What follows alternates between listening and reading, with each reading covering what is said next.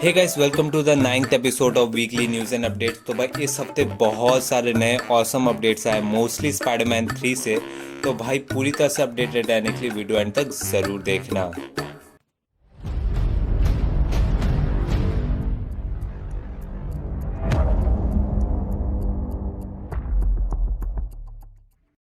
तो सबसे पहले बात कर लेते हैं मार्वल के अपडेट्स की। तो सबसे पहले छोटे छोटे अपडेट्स कवर कर लेते हैं, फिर सबसे बड़े अपडेट्स की ओर जाएंगे। तो सबसे पहला अपडेट ये है कि जॉश ब्रोलिन ने ये कहा है कि उनने जो केबल का रोल किया था डेडपूल 2 में, वो ज़्यादा हार्ड था कंपेयर टू थैनोस का रोल जो उनने एवेंजर्स इन्फिनिटी वॉर और एवेंजर्स एंड गेम में किया था।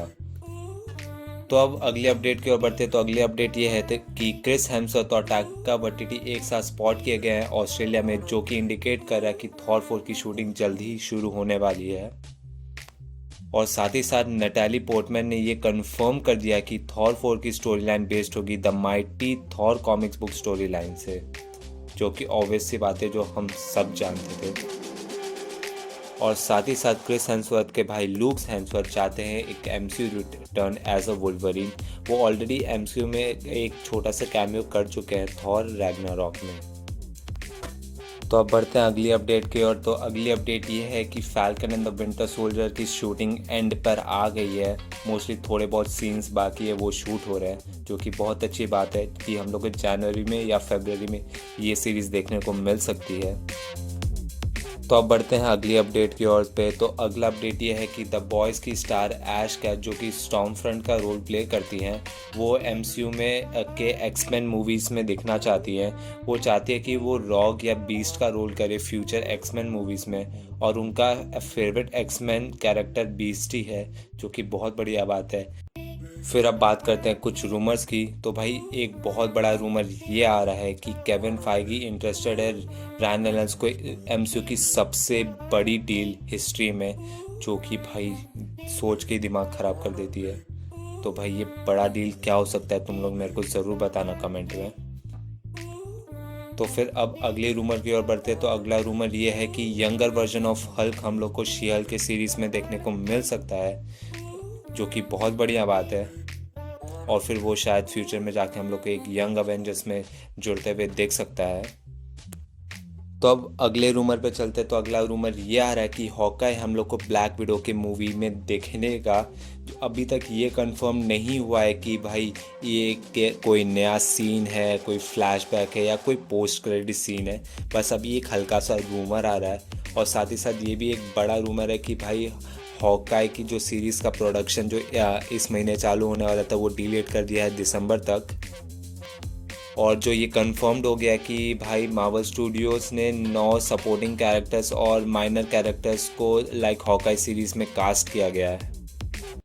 तो अब बढ़ते हैं सबसे बड़े अपडेट की ओर। तो सबसे बड़ा अपडेट ये है कि एक एमसीयू थ्योरी आ रही है, जहां पर यह बताया जा रहा है कि वांडा अपने वांडा विजन सीरीज़ में मल्टीवर्स को ट्रिगर करेगी, जिसका इफेक्ट हम लोग को स्पाइडरमैन 3 में देखने को मिलेगा।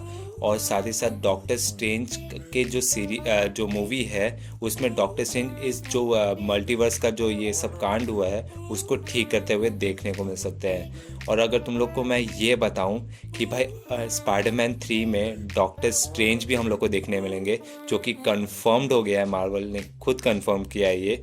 और एज स्पाइडरमैन के मेंटोर देखने को मिलेंगे हम लोग को डॉक्टर स्ट्रेंज, जैसे कि हम लोग को स्पाइडरमैन होमकमिंग में टोनी स्टार्क देखने को मिला था, और स्पाइडरमैन फार फ्रॉम में हम लोग को निक फ्यूरी देखा था। और साथ ही साथ ये भी मार्वल स्टूडियोज़ ने कंफर्म कर दिया कि बेनेडिक्ट सबसे पहले हम स्पाइडरमैन 3 की शूटिंग कंप्लीट करेंगे, फिर सीधा डॉक्टर स्ट्रेंज की शूटिंग करेंगे। और फिर टॉम हॉलैंड की बात, फिर अगले अपडेट की बात करें तो भाई टॉम हॉलैंड ने लाइव एक्शन स्पाइडरवर्स में ये कमेंट किया कि हाँ, ये बहुत ही अमेजिंग आइडिया है, और यही कुछ ऐसा ही कुछ फैंस भी चाहते ही हैं। पर अब ये पूरा का पूरा मार्वल और सोनी पे डिपेंड करता है कि यूनिवर्स दिखाना चाहते हैं क्या नहीं।